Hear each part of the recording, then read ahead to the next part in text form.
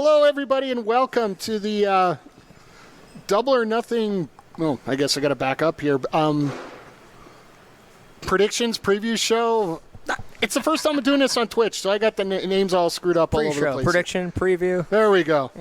All right, you know what? Since I'm doing this for the first time here like this, let's bring in some experts. Well, at least, you know. At least one expert. Yeah, well, multiple time. It's gonna give it to you. Multiple time champion here in Alberta, as well as someone who received a tinfoil hat on Friday. Yeah, and my tag partner's little sister lost it. Did you put the tinfoil hat in your case with all your title belts you've won? No, I put it on Son of Irish's little sister's lap and told her to hang on to it, and she lost it. Which officially counts another woman I can't trust to hold my stuff. Oh, jeez.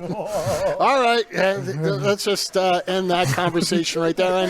And also joining us is one of the OGs of the network here, and somebody's really looking forward to this show here tonight, obviously. So. Andre C., welcome to the stream. We are available on Twitch. This will be available on demand on YouTube probably tomorrow. Depends on how energetic I am tomorrow. Anyway, we got possibility of 13 matches on this card tonight. Yeah. And I say possibility because you know what? We might as well talk about this right now, get it out of the way, because you know what's going to dominate everything right now? And it's MJF and Wardlow. Yeah, I've sat there all day, and I'm just like, I'm wondering, is it going to be Wardlow coming out and just getting his hand raised as a forfeit, maybe? Well, I highly doubt Tony Khan's going to do that, but the whole thing that's been going on here with this whole situation here with it, for those that aren't informed, and we are on the internet, I'm assuming you're going to be informed quite a bit here, but MJF decided to no-show a autograph signing meet and greet Saturday afternoon. A ticket was booked for him to leave for New Jersey. And on that note, yeah, we don't know exactly what's going on here. Parrish, you think this match is actually going to happen? Yeah, because I wanted to say one thing. Like, the status of Warlord in AEW, correct me if I'm wrong, is he's not officially an AEW roster member. No, he signed to an exclusive contract with MJF. Exactly. Yeah. So what does that make him? Not available to be on the other side of the quote-unquote FanFest side. So he could show up at the FanFest and take his shots at MJF. It's a work, people. MJF, I think, is going to be there. I look at it that way. If it's a legit thing, then Warlord's the one who truly loses because it's his moment to actually shine and break out tonight. But I believe that the wrestling business is one up on everyone else yet again. Yeah, I've read it all day, and I was looking at it, and I'm like, some of the stuff has come out in the weeks before this, I truly believe, but there is no way MJF doesn't show up on this show, because it would just completely derail that program, completely. Yeah, to me it just seems absolutely crazy to think that this match won't happen, and I think it's pretty obvious to us that MJF's going to lose this to Wardlow. Wardlow's going to get his contract, and everything's going to move on here, right? I think that's pretty much the safe conclusion from all of us. I think so. Yeah, I mean, I think this is definitely the moment MJF and Warlord and the conclusion of that story. Like, that's the most obvious one. I don't think it's the end of their story, but because I think there's stuff to come, down the road. It's not the end of like their like the big story. It's the end of this chapter. Yeah, that's what I meant. Thank you. Because I do believe that MJF is primed to go after the world title at some point. Outside of Adam Page, he's the most natural, organic talent that AEW has, with Darby Allin being a close third, Jungle Boy being a close fourth. And Wardlow. Yeah, and then you have Wardlow, who's a beast. But I mean, when it comes to that, like, AEW would be mistaken if they never did Adam Page versus MJF for the world title, in my opinion. Oh, that's my personal prediction for All In, or All Out. I don't know what to call it this year, but yeah, that's my prediction for that show. That's the main event. All right, fair enough. All right, let's get off the matches that we aren't sure going to happen. Let's get to the ones that are. And the one that's going to be on the buy-in right off the bat here, we got Hookhausen taking on Tony Nese and Mark Sterling. Smart Mark, always a great gentleman to have as a launching pad for certain people, especially getting cursed by Danhausen. Yeah. Parrish, your thoughts? I mean, obviously Hookhausen's going to take the win here. We're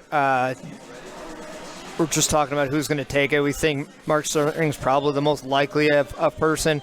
Have Hook once again curse him into the Red Rum, Tasmission, whatever you want to call it. I think Tasmission is a better name anyway. Oh, very much but so. either way, I can't see Hook not coming out of here looking like the star, and then Danhausen coming out looking like the mastermind. Well, yeah, it's simple.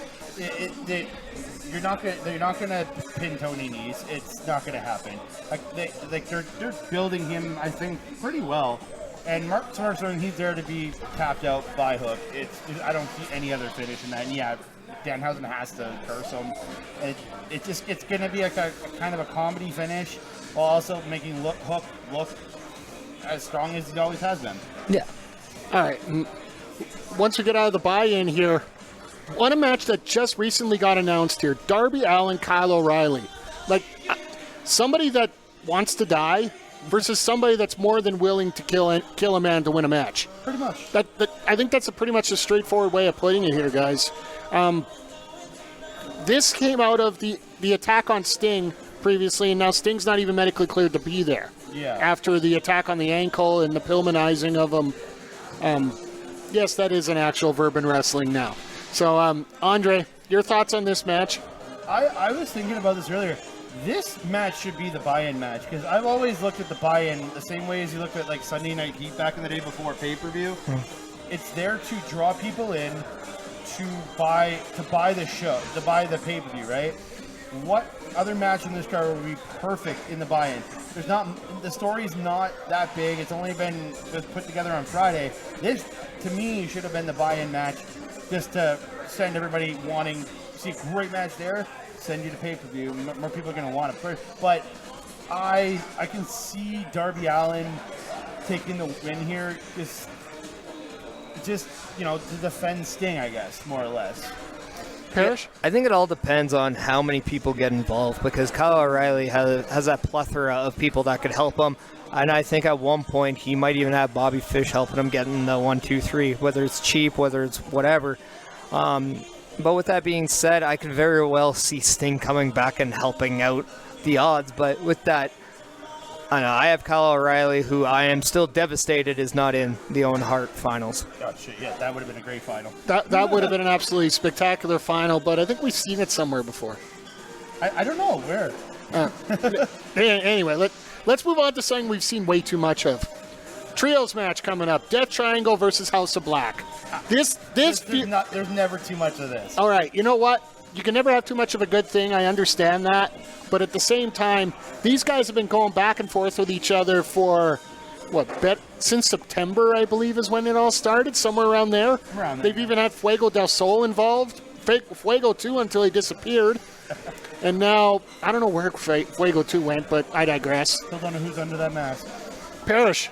Well, my thing is, you can't get enough. It's like the $4 highball you can get tonight at Beercade YEG. You can never get enough, so make sure you come down and get yours. But with that being said, this match, I think, has a big opportunity to steal the show, because you have some of the best. I mean, I am one of the biggest Buddy Matthews fans. I'm a huge Malachi Black fan and a huge Pac fan, and I think these three are going to absolutely tear the roof off tonight, and I think you're going to get a show like none other. I hope Buddy Matthews, Buddy Murphy, whatever you want to call him, I hope he picks up the win, because it would be nice to see him be the one that actually gets the job done for once. And to the fact, Brody King, I think that dude is arguably one of the best big men in the business today. Yeah. You watched Capital Collision from a couple weeks back. Him and Minoru Suzuki just tore. To me, that was probably my favorite match of the entire pay-per-view that night. And Brody King, he can, as big as he can fly, just the same as Malachi Black and Buddy Matthews can. But Death Triangle is finally back together for this, and you have that full trio finally facing off with House of Black. And my personal opinion, I see Death Triangle winning this. I just think if the rumors are true and AEW wants to bring out a Trios Championship, these have to be the teams that you build that division around. Oh, for sure. And if you do that, you're going to have some of the best action, some of the most oh my God moments that there are, because these guys can go. Not only can they go, but they can make you just drop that jaw of yours. Oh yeah, just looking at the rest of the roster, there's a bunch of other trios that could make amazing teams in this trios division, and like building it around these two and then bringing more in, then that could be beautiful. Yeah, and well, speaking of people that could draw you in and actually steal the show from you, we got a match that we saw right before WrestleMania 34, 33, and in an absolute ladder war. Now it gets to be put on a bigger stage here in AEW in Las Vegas for Double or Nothing, with the Young Bucks taking on the Hardys. Andre? Oh, I watched the first one on the ROH card that night before Mania years ago. Oh, I'm so excited for this. Yeah, they're both Matt and Jeff are a little more broken down now, but anytime either of those guys get in the ring, they at this point, for a match like this, they're gonna throw caution to the wind. I think it's Hardy Boys, it's the Hardy Boys versus the new Hardy Boys and the Young Bucks. I am so excited for this. Like I am a Jeff Hardy mark till the end. That guy has always been one of my favorite wrestlers in professional wrestling, and I cannot wait to see what the program, the continuation of the program that was supposed to continue after that match at Ring of Honor 4 years ago. Yeah, it was a real shame, I think, too, because that ladder match was absolutely amazing, and it just got absolutely shadowed by the reception of the Hardy Boys at WrestleMania. Yeah. But with that being said, if you don't understand what the Hardy Boys mean to a team like the Young Bucks, go and watch the Young Bucks as Generation Me in TNA, where they looked pretty identical to a young Matt and Jeff, just cutting their teeth in the old, what was known then as WWF, just with all the gear and the bright colors, the flower patterns and things like that. It really took shape of how much inspiration the Hardy Boys were, and the Hardy Boys were nothing but of inspirations. That's where I can imagine how much fun the Young Bucks had impersonating them. Yeah. And I think the impersonation of Lita might have toppled the cake on that one, because oh my God. I mean, like that impersonation, like it shows how big a fan those guys are. Yeah. The fact that they hit every move just perfectly. Like, imagine how many times they fit those moves in their backyard and way back when. Oh, and with that being said, this is probably one of the final dream or matches you could see the Hardy Boys in nowadays. There's not a lot of, we need to see the Hardy Boys against these guys. It's more now Bucks versus whatever, and with the tag division being what it is throughout wrestling, there's not a lot of oh my God, era versus era matches left. Yeah. So I mean, this is one of those matches that has never been seen before in AEW or on a big scale in North America. So it's going to be nice just to see that, and maybe we see the Young Bucks. Maybe they break Matt and Jeff. I could see it going the same way. The Bucks could easily take this. Yeah. Well, you want to talk... You guys are great for segues tonight. You want to talk about people that are going to be battered and broken and bruised? Let's get to this anarchy in the arena. We got the Jericho Appreciation Society against the BCC LAX, I believe is the way I'm calling it. Yeah, that's what I've been referring to since you said it a couple weeks ago. Blackpool Combat Club and LAX getting together here. Now, is this going to be an actual street fight, or is this going to be another cinematic match under a different name? I don't think it's going to be a cinematic match. I see them doing a few segments backstage, yes, but I think it's going to be live as it's happening. I don't think there's going to be a bunch of pre-taped things other than that. And you can see the Double or Nothing right behind us now. Yeah. Well, it would be absolutely amazing if it was a cinematic match, but it's like them just absolutely beating the crap out of each other along the strip in Vegas. Like, imagine all the cool things that make Vegas Vegas, and that's involved. But it is anarchy in the arena, in an arena. So it's probably going to be like a stadium, like a Stampede stadium match, but in the confines of the arena, not in a Stampede crowd. So I could see there always being something going on in the arena. Yeah. At least 2 to 4 guys in there, even if they got other guys going backstage. I think they have to keep something in the arena no matter what. They have to have guys in the arena, because if you look at, was it the last Stadium Stampede, was it last year, that Inner Circle one, that started out, but that crowd literally sat there in the venue with watching a screen, which I don't think is fair to a crowd as big as it's a T-Mobile, I think, right? So if that crowd that big, I don't think you should be doing. Are they at T-Mobile or are they at the MGM Grand? I don't know. If it's the MGM Grand, I'm wondering, here's a big question, guys. I think it's MGM. It looks like the MGM Grand because T-Mobile is a lot bigger. Yeah, so Either way, you have 10, 11, 12,000 people just sitting there watching a screen. here's a quick question for you guys. Do you think they end up in the casino? I can see a couple, like I said, backstage segments while other stuff is going on in the ring. I can see a couple guys ending up in a casino. I can see a spot where they're in the casino and they knock over Danhausen and he just like, oh, my money's, or like something like silly and comedic. But like all I'm curious is like what's the end game to this match? Like, are we gonna see Eddie Kingston pin Jericho? Do we see Jericho pin Eddie Kingston? So like I'm really curious to see how involved we're gonna see Santana, Ortiz, Danielson, and Mox.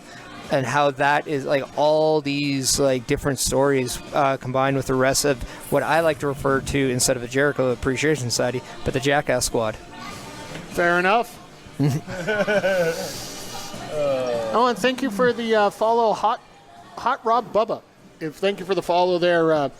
As we move on here to our next match, Sammy Guevara teaming up with Ty Conti and Frankie Kazarian, taking on Scorpio Sky, the TNT champion, Ethan Page, who doesn't get the respect he deserves, and the debuting Paige Van Zandt. Now, is this going to be all for the photography, or is this going to actually be a decent match, guys? I can see it being a good match. Like, just the men's side alone, you're going to get a great match out of those four guys alone.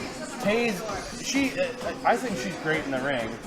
So I could see them having a really good match, but you're gonna have the biggest thing I'm looking forward to is seeing Sammy come out wearing the BMF title. That's all I want out of this. The match is gonna be good, but I want to see Sammy carrying that BMF title. I mean, it'd be interesting to see if Paige is walking out with anything around her waist too, 'cause, like, of all like the titles she's owned, and probably one in that same very building, by the way. But my thing is, this match has to be closed out with Paige Van Zandt getting that fall, whether it's pin, most ideally submission on a Ty Conti. And if that's the case, then I think we all go home happy, because I think we can all agree that nobody should be pinning or beating Scorpio Sky right now. I think that has been pretty much played out. And I don't think we're going to see anything with Frankie and Scorpio, even though I would love to see them reconcile, because I think SCU is something AEW needs to have back. Oh, they're a great team. They were, I believe, the very first tag team champions, if I'm not mistaken.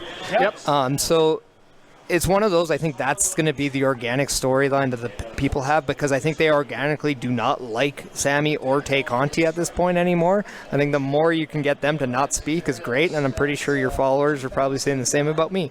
But with that being said, no, I think tonight is all about Paige Van Zandt, her debut. I mean, we've all been kind of expecting it and kind of awaiting it for a while. So I think that's a big question, is how does she perform, and if I think the match is only as good as her performance tonight. Yeah. The other thing I was thinking about is, I know they said it's a mixed trios match, right? But do you see possibly, because Paige maybe tapping out Kazarian instead, just to give her that little bit of even more shine? She's tapping out, like, Kazarian is kind of like, I wouldn't say legend, but, well-traveled wrestler, rather than Tay Conti.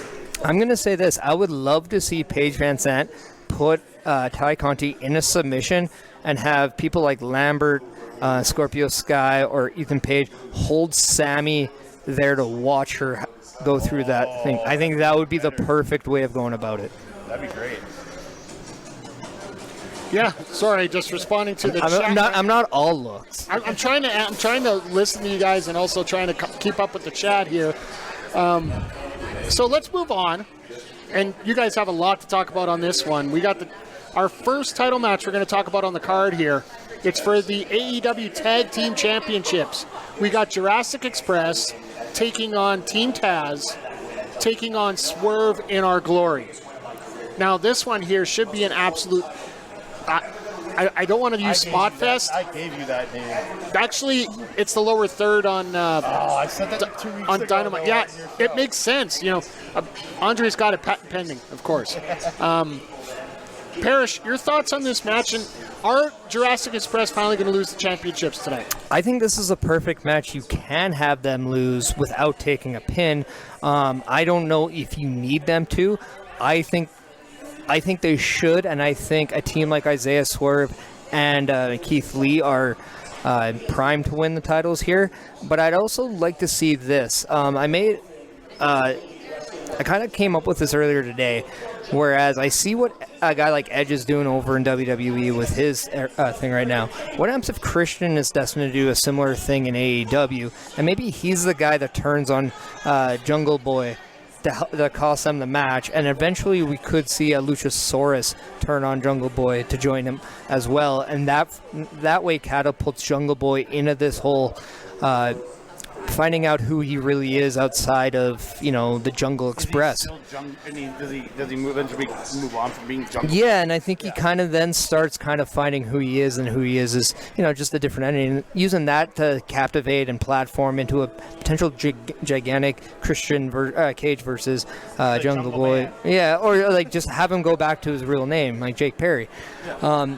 I think to me, that's where I'm hoping it would go, because I think it's time now that a guy like Jake Perry, Jungle Boy, is primed to move away from the tag team scene. For me, I do see Lee and Swerve winning this match, but I see it as you have one of them, I think Swerve, pin Jungle Boy. And that's the catalyst, maybe not tonight, but that's like Christian starts parading him on Dynamite or something, and eventually, and that helps create the turn. That creates that feud. But I think if Jungle Boy, if the titles are changing, Jungle Boy is taking the pin to set up what's going to happen with because he's been constantly on him about losing and like got to be better than that, and him losing again and losing the titles, especially, and I see it being Swerve and Lee. I guess I think that's how you set up for Christian and Jungle Boy going down the road. The only other food for thought I have for you guys is Swerve and Lee have only had one victory on TV since coming over to AEW, and that was just this past Wednesday with Swerve Strickland getting that trios victory over Jungle Boy and Ricky Starks. So little food for thought whether they're going to have that as part of the storyline or not. But Paris, go ahead. One thing, too, in these triple threat matches, we always seem to almost discount one team, and that team is the one that ends up winning. So let's not throw out the possibility that it could be Hobbs and Starks getting those titles instead, and then we're seeing the similar rift, but it's somewhere else, because this is also not only a match where Jungle Boy and Luchasaurus might not need to take a pinfall. It could also be a way to protect Strickland and Keith Lee. Absolutely. Yeah, I could see because those, like Ricky Starks especially, and then Hobbs with the improvement he's made over this last year, and like how good those two have been as characters. Yeah, I could easily see them in the tag titles. All right, just a quick reminder, folks, we are live from Beercade YEG here in Edmonton. The place is starting to fill up here. We got fans to the left of us, fans to the right. We got games all over the place for matches that are coming up here that we're describing next. And like I did last time. And it's going to be a fun time, guys. $4 highballs everywhere. Guys and girls, feel free to stop by here. It's going to be a hell of a time here tonight. But let's get on to the next match, next championship match. And that's going to be for the TBS championship. And I got a feeling, as much as I'd like to say Anna Jay's got a chance in this match, this might be what the equivalent is to the popcorn match of the night here. Just the one, go get your popcorn, go get your beer, go take care of your bathroom needs. Yeah, this was what put together last Wednesday.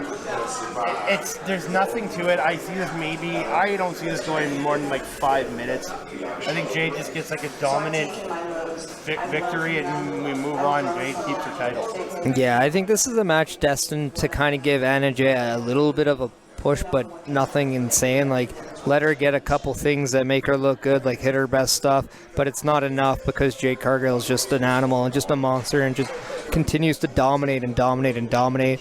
I think eventually the big plan is to make sure that whoever does beat her looks like an absolute stud or studette or whatever that female phrase is for that. But, I mean, yeah, no, a win over Jade Cargill will matter. And I don't think that's Anna Jay at this point. I think it's probably going to be whoever, or could potentially win that Owen Hart tournament.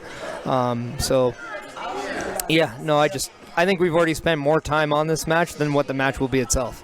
The only thing I want to say about this match is I really do hope the last 2 times that Anna Jay was on pay-per-view, she had a lot of assistance from Ty Conti in her matches and still lost.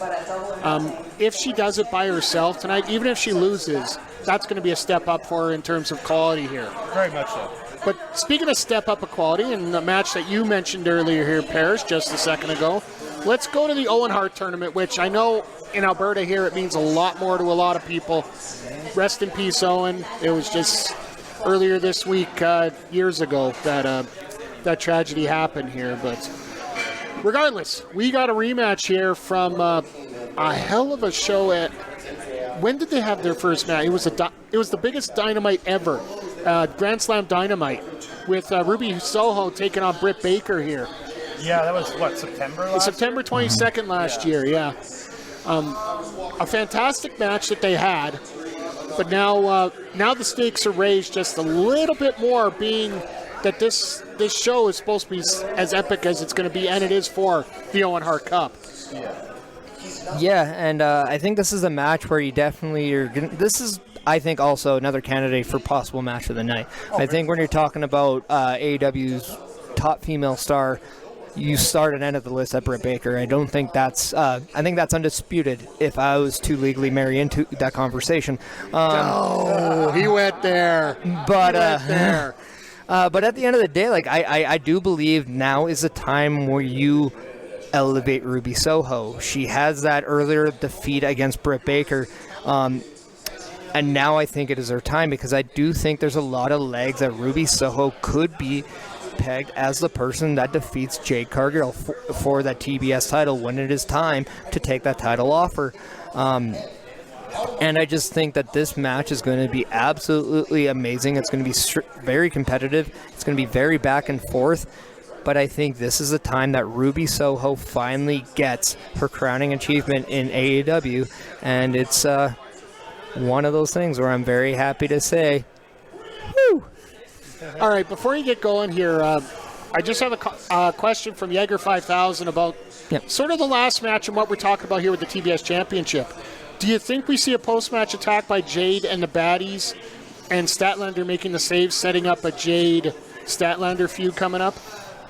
Actually, that for where Statlander is, I think that would be a good next feud. And again, it's not something Statlander needs to win, because I think Jade is on such a great run right now that I think he would keep Jade going. But I think that'd be a great focus point for Chris Statlander. I think those could have a really quite good match. It would be really nice if they gave a little bit of an Easter egg of something that they're doing next. Give you a little tease on what the next plan is, because it would be nice if she continues a domination over after the bell and you see a save. Therefore, it leads to a match that we could see on a Rampage or any other show that they have. I just think it'd be nice to make sure that the fans are invested in this TBS title and don't just always account to it as a potential 5-6 minute win for Jade. Okay, so let's get back to it here. Andre, your thoughts on Soho and Baker? I think Chris summed up a lot of it up. I'm really excited for this because it's going to be a great rematch. I think Soho is very underrated. Britt Baker, again, the top star, female star in the company right now, bar none, title or not. But I agree with Chris on the fact that I see Ruby winning this. Just the fact that I think her next step, maybe not right away, but she's going to, I think probably for All Out, I think she's going to be the one facing Jade. And I think the title change is a high potential there. And this is, I think, Soho's start to go up. I honestly thought this final was going to be Toni Storm and Ruby Soho.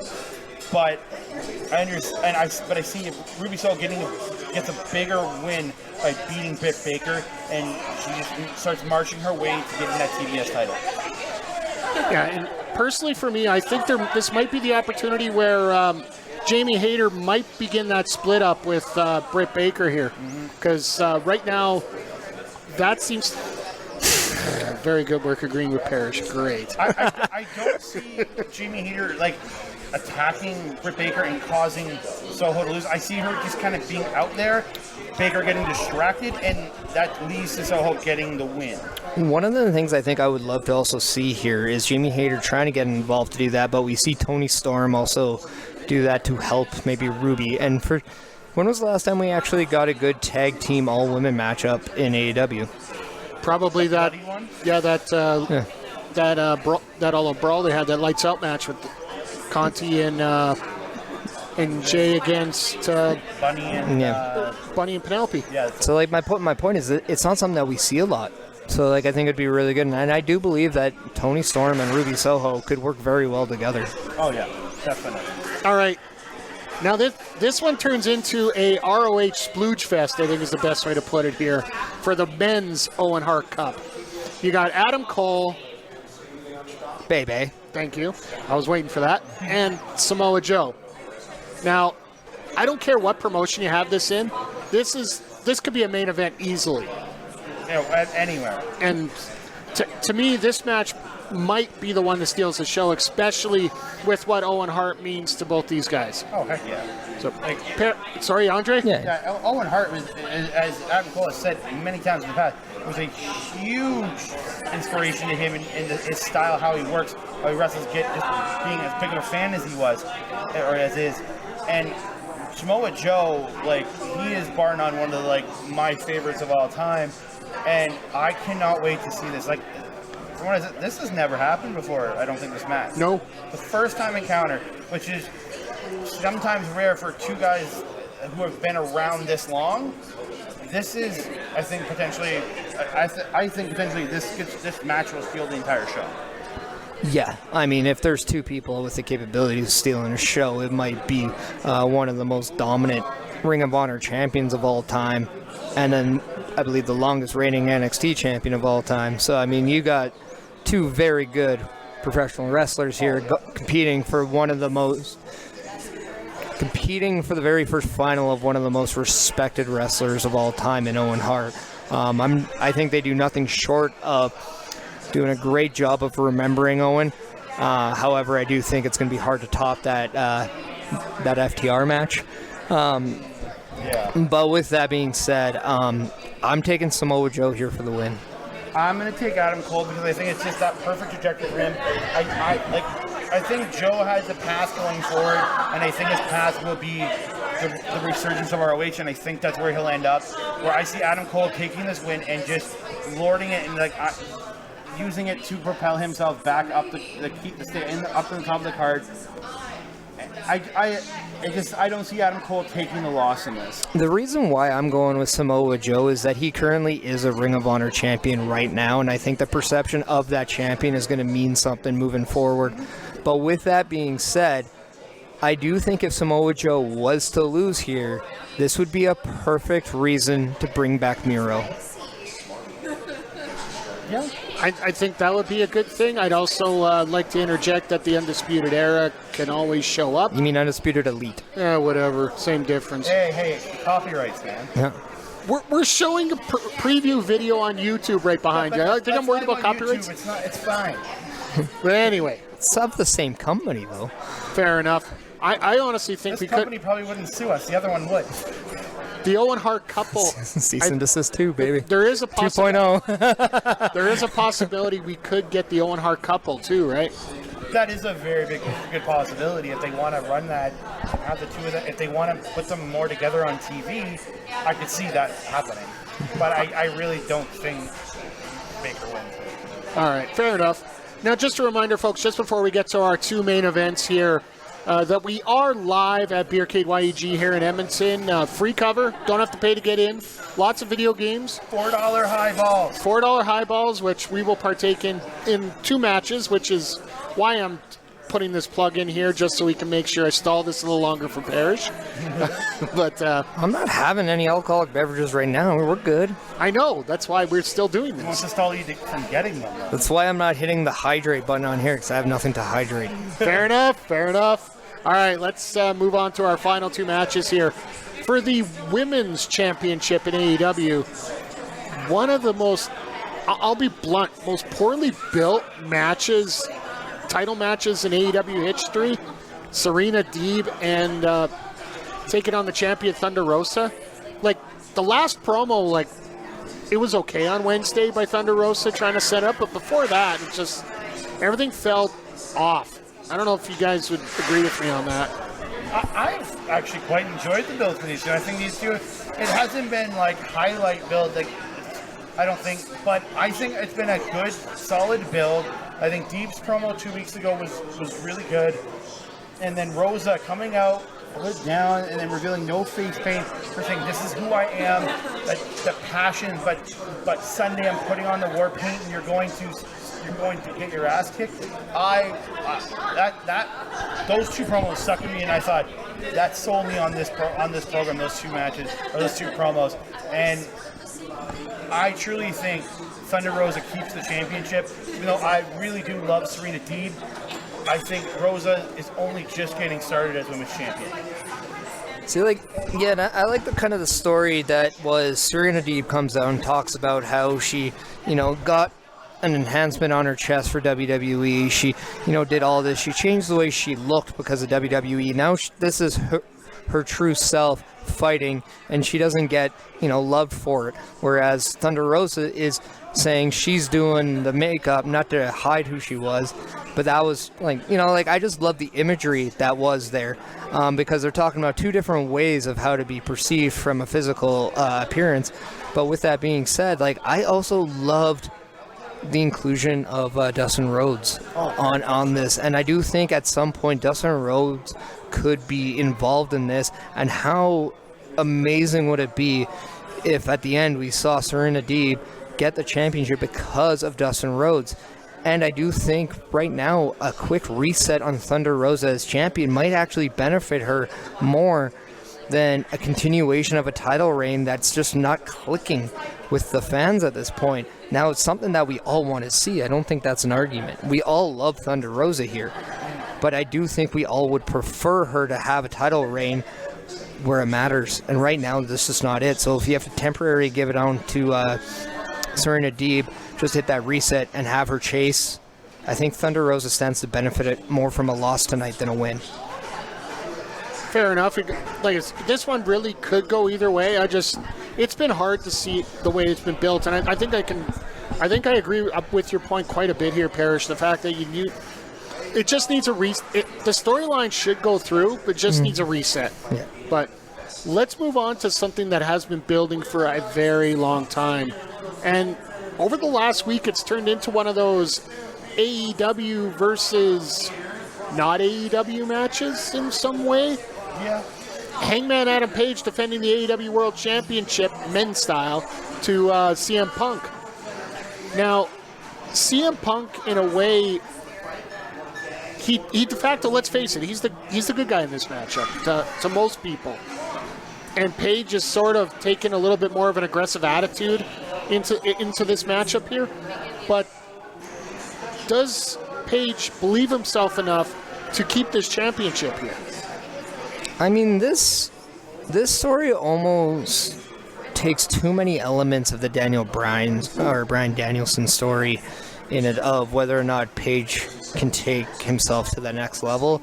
It's a different way, different faucet of can he physically go 60 minutes or stuff like that, and now does he really look at himself as the best in the world?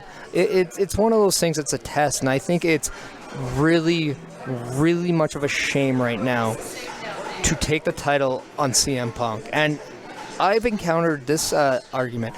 If MJF really walks out of AEW because he's unhappy with the way it looked, does the fact that maybe the thought process of putting the title on CM Punk instead of keeping it on Adam Page have anything to do with it? And that's where I'm kind of like, you know what? He's already said in the past he doesn't like these ex-WWF guys coming in and taking the spotlight, taking the opportunities away. I think this is a statement to show that Hangman Adam Page keeps the title, and I wouldn't be surprised if two guys got involved in this match, one being MJF, the other being a return of Kenny Omega. And I think by them attacking the people we don't expect, MJF and Adam Page, Omega on Punk, now that's riveting. Oh, I never even thought of those interferences. I kind of thought of maybe an MJF interference in that, but I never thought of Kenny. Yeah. But I'm with you on the fact I want Adam Page to retain. You built this man for 2 years to win this championship. Yes, there's been some falters in his booking, but he has had great matches every time at a pay-per-view he's delivered. I thought that Cole match last pay-per-view was really, really, really good, and I think Punk will be solid. But I think Adam Page needs to keep this title because when I want to see MJF eventually take the championship, I want to see him take it from Adam Page because it's an original versus an original. Take the title from an original. I think it's that perfect story of AEW booking and showing we can create our own stars, and if they show up and are that and that's your main event at All In / All Out, that would be, I think, the biggest thing AEW could build, bar none, in my personal opinion. Yeah, I think Adam Page just stands to benefit from keeping and retaining this title. I think it only shoots himself in his cowboy foot if he was to lose the title. And I just don't see how the AEW title really benefits by CM Punk holding it opposed to an Adam Page. Yeah. My personal prediction here is they're not thinking that far ahead. I think personally it's going to be Punk that wins this. But I think I read this, I believe. I'm going to quote Wrestle Talk on this one because I think they're the ones that brought it up. At the end of the match, Punk wins. Confetti comes down. When Punk realizes it's not confetti, it's Okada bucks. The money goes off, and we get our setup for Forbidden Door coming up next month. I don't see any way they're doing champion versus champion at pay-per-view. It's a future prediction. Okada takes on a contender from AEW, and whoever it is, Page or Punk. I can see Punk taking on Okada if he doesn't win the title. Fair enough. Now, what happens if that similar thing happens, but it's with Joe winning instead, and we see Joe instead of Punk? Oh, there we go. We're starting a fantasy book here when we need. You know what? We'll talk about this another time here because we need to wrap up here. It's almost 5:30. Hey, we're about to get. I do have fantasy notes on my notepad as well. They're just not wrestling. Oh God. Anyway, Parrish, put yourself over. Where are we going to see you next? Oh God, I don't know. I truly don't. But you can always find me on Twitter at Chris Parrish, on Instagram Chris.Parrish. I do have on Instagram and Twitter. Yeah, if you want to find me on Twitch, it's at Chris.Parrish. Yeah, Chris.Parrish. Chris Parrish. Yeah, whatever. I don't know it because I'm never on it. So if you're waiting for content, I say wait 5 minutes, and if I'm not there, just wait longer. Andre? On Twitter at that Canada guy, on Instagram at that Canada dude. You can find me in the Twitch chat most weeks on Mike's, at least on Mike's Dynamite stream. I'm usually there most weeks if I'm not working, which I will be this week, but next week I will not be. But I thank you so much to you guys for inviting me to join you guys this week. Have some fun. I very much appreciate it. Hope to see everyone soon. It's been a blast. Remember, folks, you can join us here at Beercade YEG, 105th Street at 82nd Avenue. We're going to be jam-packed to the gills here tonight with AEW fans watching this, and we will be here as well, June 26th for Forbidden Door. We've already got that confirmed, so make sure if you don't have your plans to get down tonight, make sure you make your plans to get out here next month. That is going to be absolutely amazing. Just tell Mike you want me back for Forbidden Door. All right, well. He'll need you because I won't be here. Oh, there you go. And my next scheduled Twitch stream is going to be coming up this Monday as I'm part of the Remember the Game Par 3 golf tournament that that we're doing on the Switch. So we're starting at 6 o'clock. New Donk City. Yeah, if you guys haven't seen it, it's interesting. I'll be there booing you, don't worry. And just another highlight this week, I'll announce it right now. This Wednesday after AEW Dynamite is going to be the next week of the show YEG, is I'm going to be taking on the Edmonton Dad Bods. The MTR players, we're 1-2, but we're stylish. That's the thing, we're stylish. That's important, right? I don't know. You're talking to me. Dude, I'm not. All right, well, I haven't changed mine in a week. How am I styling? all right. In that case, on behalf of Andre That C. ain't the kitchen. You work Friday nights. On behalf of Andre C. and Chris Parrish, this is Mike the Ref saying thank you for joining us here for the AEW Prediction Show. And remember, be part of the solution, don't be part of the problem. And we'll see y'all here next time on the Mike the Ref Twitch channel. Take care, everybody.